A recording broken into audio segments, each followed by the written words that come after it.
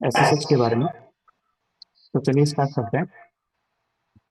तो ये मेरा लिनक्स सिस्टम है यहाँ पे, और यहाँ पे मैं आपका टर्मिनल स्टार्ट कर लेता हूँ। टर्मिनल मैंने स्टार्ट किया। सबसे पहले स्टेटस चेक करते हैं सर्विस का। ओके, और उससे भी पहले आप ये चेक कर लीजिए कि सर्विस इंस्टॉल है कि नहीं। तो वो आप कैसे करेंगे? यहाँ लिखेंगे RPM hyphen Q, RPM hyphen Q, और एसएसएच के डीमन का हम चेक करेंगे, एसएसएच डी। एंटर कीजिए। तो यहाँ पे बता रहा है इंस्टॉल नहीं है, और आरपीएम हाइफन क्यू एसएसएच, ठीक है, ये इंस्टॉल नहीं है। तो सबसे पहले हमें इसको इंस्टॉल करना है। तो इंस्टॉल करने के लिए पैकेज की जरूरत होगी, और पैकेज को इंस्टॉल करने के लिए हमें यम की जरूरत होगी। तो सबसे पहले देख लेते हैं हमारी डीवीडी कहाँ पे इंस्टॉल है। तो हमारी डीवीडी अभी स्लैश एमएनटी में है। देख लेते हैं पहले स्लैश एमएनटी। ओके, सब कुछ ठीक ही लग रहा है। तो चलिए इंस्टॉल कर लेते हैं। Yum install SSH D. तो कह रहा है unable to find a match. Yum install SSH. तो यहाँ पे हमारे पास एसएसएच का पैकेज है। ओके, स्टेटस चेक करते हैं। सिस्टम सीपीयू स्टेटस, क्योंकि ये प्री इंस्टॉल सर्विस है एसएसएच डीमन। हाँ, देखिए ऑलरेडी इंस्टॉल है एक्चुअली। ठीक है। तो अभी क्या करना है, सर्विस ऑलरेडी स्टार्टेड है। तो सबसे पहले तो मैं आपको ये बता देता हूँ कि इस सर्विस को आपको कितने तरीके से एक्सेस कर सकते हो। ठीक है। तो मैं आपका नैनो बात कर रहे हैं हम एसएसएच की। एसएसएच का मतलब होता है सिक्योर शेल, और यहाँ पे ये स्मॉल होगा। ठीक है। तो ये जो आपकी एसएसएच की सर्विस है, ये आती है use to take remote access आपका लिनक्स सिस्टम। ठीक है। तो अगर आपको आपके लिनक्स सिस्टम का रिमोट एक्सेस लेना है तो आप एसएसएच सर्विस का यूज कर सकते हैं। अब देखो कितने तरीके से एक्सेस होगा।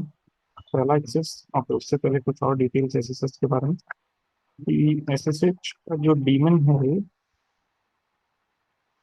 तो डीमन का नेम होगा आपका एसएसएच। ठीक है। इसका जो पोर्ट नंबर जो ये सर्विस यूज करती है, पोर्ट नंबर 22 टीसीपी। और उसके बाद इसकी जो कॉन्फ़िगरेशन फाइल है, वो होती है slash EPC slash SSH SSH D underscore config. ये वाली फाइल होती है। ठीक है।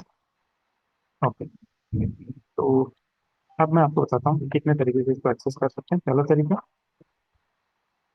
कि आप एक्सेस कर सकते हैं यूजिंग आईपी एड्रेस। ठीक है। आईपी एड्रेस के थ्रू आप एक्सेस कर सकते हैं। दूसरा, आप एक्सेस कर सकते हैं यूजिंग होस्टिंग, उसके थ्रू भी एक्सेस कर सकते हैं। और तीसरा हम यहाँ पे जो देखने वाले हैं वो है एक्सेस विदाउट पासवर्ड।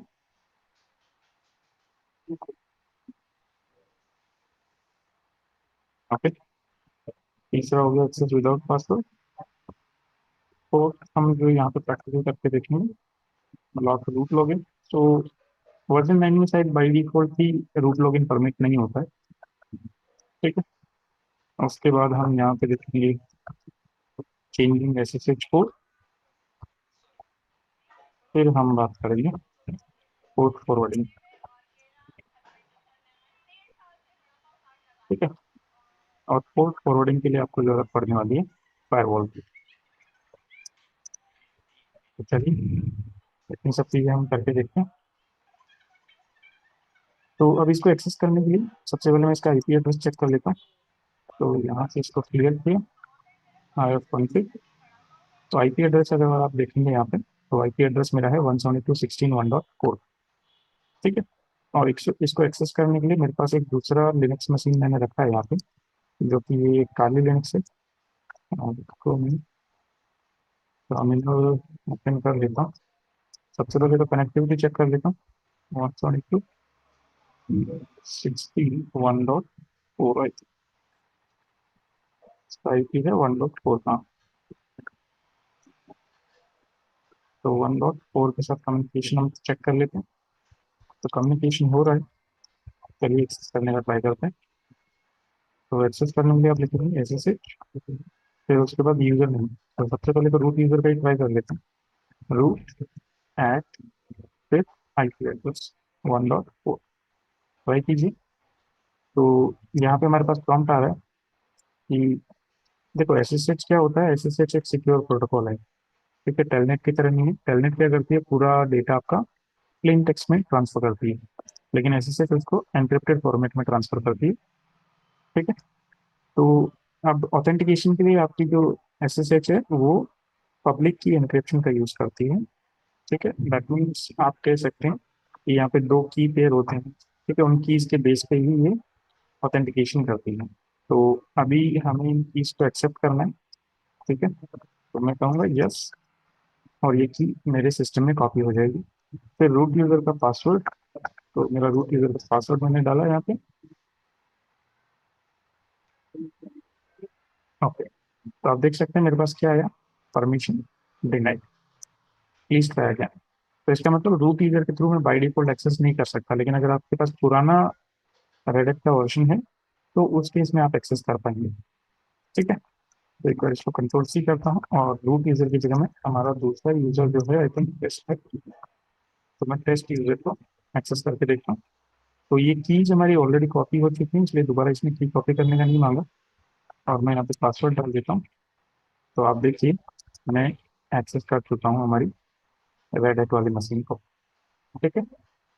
तो एक तरीका तो हो गया, आपने आईपी एड्रेस के थ्रू एक्सेस कर लिया। दूसरा तरीका हम बात करते हैं कि आप कैसे होस्ट नेम के थ्रू एक्सेस कर सकते हैं। तो अगर आपको होस्ट नेम के थ्रू एक्सेस करना है तो उसके लिए आपके लिए रिक्वायरमेंट क्या है, ठीक है। अगर आपको होस्ट नेम के थ्रू एक्सेस करना है तो आपके पास या तो लोकल डीएनएस सर्वर होना चाहिए जिसमें आईपी तो नेम मैपिंग हो, यानी रेड हैट मशीन का नेम मैप हो, जहाँ से आपके काली मशीन को पता लगेगा कि ठीक है, अगर मैं ये नाम सेंटोस रेड हैट जो भी लिखता हूँ तो उसके लिए मुझे कौन से आईपी एड्रेस पे जाना है। या तो ये होना चाहिए, या फिर दूसरा चीज़ आप ट्राई कर सकते हैं जो कि है plus EPC slash host file में एंट्री कर सकते हैं, ठीक है। तो अभी मैं होस्ट के थ्रू दिखा रहा हूँ क्योंकि अभी हमारे पास डीएनएस सर्वर नहीं है। ओके, तो ये मेरी मशीन आ गई, यहाँ से मैं एग्जिट कर देता हूँ, वापस मैं काली मशीन में आ गया, इसको क्लियर कर लेता हूँ और मैं जाता हूँ nano slash EPC slash okay, ठीक है। तो यहाँ पे देखो दो एंट्रीज पहले से है। अब मैं एक तीसरी एंट्री यहाँ पे कर देता हूँ कि अगर मैं बोलता हूँ 1.16.1.4 तो इसका सीधा सा मतलब क्या है, मेरी रेड मशीन, ठीक है। तो जैसे ही मैं रेडिट लिखूंगा अपने आप मेरा सिस्टम इस आईपी पे चला जाएगा। तो इसको मैं सेव कर देता हूँ। आपको परमिशन डिनाई, क्योंकि इसके लिए हमें रूट प्रिविलेज चाहिए। तो sudo nano slash EPC slash और अभी हम कर पाएंगे 1.4 और यहाँ से मैंने लिखा रेडिट, इसको सेव किया और एग्जिट किया। अब देखो अगर मैं लिखता हूँ यहाँ पे पिन रेडिट, तो अब देखिए ऑटोमेटिकली मेरे सिस्टम आईपी क्या ले रहा है, 1.4, ठीक है। ओके, तो अब मैं क्या करने वाला हूँ, अब मैं कहूँगा टेस्ट ऐड। अब मैं इसको आईपी देने के बजाय मैं यहाँ पे बोल रहा हूँ रेडिट को एक्सेस करो, तो ऑटोमेटिकली ये 1.4 को एक्सेस करेगा। तो अब इस बार होस्ट नेम से एक्सेस हो रहा है तो इसलिए कीज फिर से कॉपी होंगी। मैं बोलूँगा यस, ठीक है। उसके बाद पासवर्ड पूछ रहा है रेडिट मशीन का, तो मैंने रेडिट मशीन का पासवर्ड दिया और ये हम फिर से यहाँ पे लॉगिन हो गए, ठीक है। ये हो गया हमारा दूसरा तरीका। तीसरा तरीका आप देख रहे हैं, जब भी मैं यहाँ से लॉगिन करने का ट्राई कर रहा हूँ, ठीक है, कि मैं जब भी लॉगिन करने का ट्राई कर रहा हूँ ये हमेशा मुझे पासवर्ड पूछता है। तो मैं चाह रहा हूँ कि जब भी मैं काली मशीन से लॉगिन करूँ तो ये मुझे पासवर्ड नहीं पूछना चाहिए, ठीक है। तो इसके लिए मैं क्या करूँगा, यहाँ पे मैं कमेंट लगाऊंगा एसएसएच टी जनरेट। ये कमेंट यहाँ पे खाली नहीं है क्या? एसएसएच टी जनरेट, हाँ, ये कमेंट है एसएसएच टी। एंटर कीजिए। ठीक है, तो ये क्या करेगी, दो फाइल्स जनरेट करेगी, आईडी अंडरस्कोर आर एस, और एक होगी ID underscore R S dot copy, यानी पब्लिक और प्राइवेट की यहाँ पे जनरेट होगी। सिंपली एंटर करके जाइए, कोई पासवर्ड आपको नहीं देना। ओके, और ये की आपकी स्टोर होगी स्लैश होम साइबर एक्स में dot S S H I D underscore R S में। देखना है अगर आपको, तो आप उसी पाथ पे चलिए, slash home slash cyber x में डॉट एस एस एच। तो यहाँ पे देखिए दो की यहाँ पे हमारे पास आ गई है। एक तो होगी I D underscore R S और दूसरी होगी I D underscore R S dot copy. अब ये जो पब्लिक की है इसको हमें भेजना है कहाँ पे, हमारी रेडिट मशीन पे। ठीक है, तो कैसे भेजेंगे, उसके लिए डेडिकेटेड एक कमांड है एसएसएच कॉपी आईडी। कहाँ भेजना है, टेस्ट एट रेडिट, इस वाले मशीन पे भेजिए। ठीक है, एंटर कीजिए, तो ये पासवर्ड पूछेगा रेडिट मशीन का, पासवर्ड दीजिए। और देखो, नंबर ऑफ कीज एडेड, एक की वहाँ पे ऐड कर दी है। और अब अगर मैं ट्राई करता हूँ, देखो पहले जब मैंने पूछा था यहाँ पर, पहले जब मैं लॉगिन करने का ट्राई कर रहा था, ओके ऊपर नहीं दिखा रहा, पहले जब मैं लॉगिन करने का ट्राई कर रहा था तो मुझसे पासवर्ड पूछा जा रहा था। लेकिन अब अगर मैं ट्राई करता हूँ such test at right, without password मैंने लॉगिन किया उसका। ठीक है, तो इस तरीके से आप जिस भी मशीन से एक्सेस करना चाहते हैं वहां से आप एसएसएच का की कॉपी कर दीजिए, और उसके बाद आप बिना पासवर्ड के एक्सेस कर पाएंगे। ठीक है, और जब एक बार की कॉपी हो जाए तो आप जो आपकी मशीन है रेडिट मशीन, वहां से जाके पासवर्ड ऑथेंटिकेशन को ब्लॉक कर सकते हैं। उससे क्या होगा कि कोई भी और एक्सेस नहीं कर पाएगा। तो अब मैं आपको बता देता हूँ कि जब भी कोई दूसरा यूजर पासवर्ड से लॉगिन करने का ट्राई करे तो वो लॉगिन नहीं होना चाहिए। तो इसका हमें ट्राई करना है। तो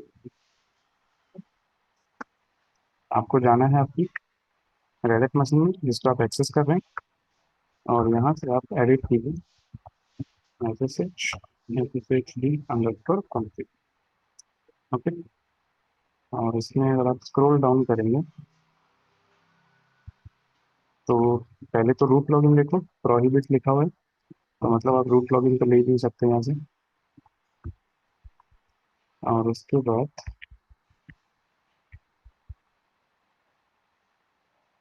यहाँ पे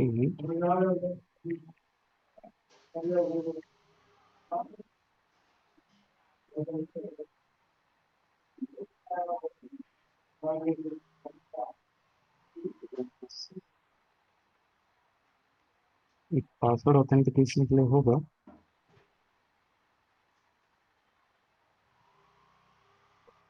ऑथेंटिकेशन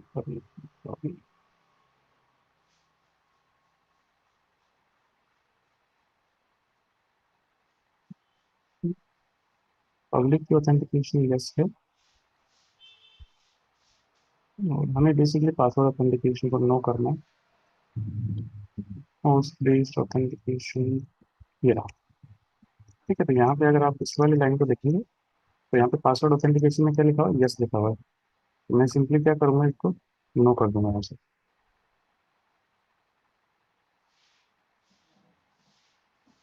तो नो किया, स्किप प्रॉब्लम राइटिंग को एक्सप्लेनेशन, और सर्विस को रिस्टार्ट कर दीजिए।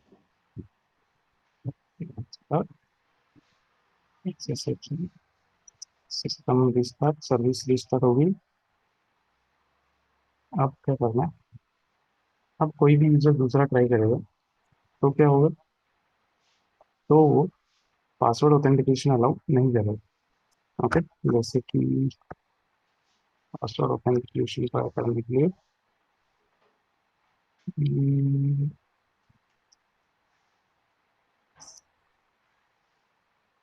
ट्राई करने के लिए हम क्या कर सकते हैं,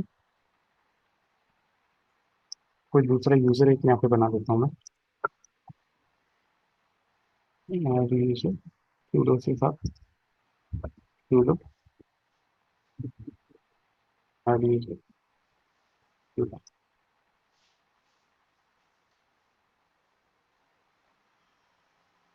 मैचिंग द रेगुलर एक्सप्रेशन।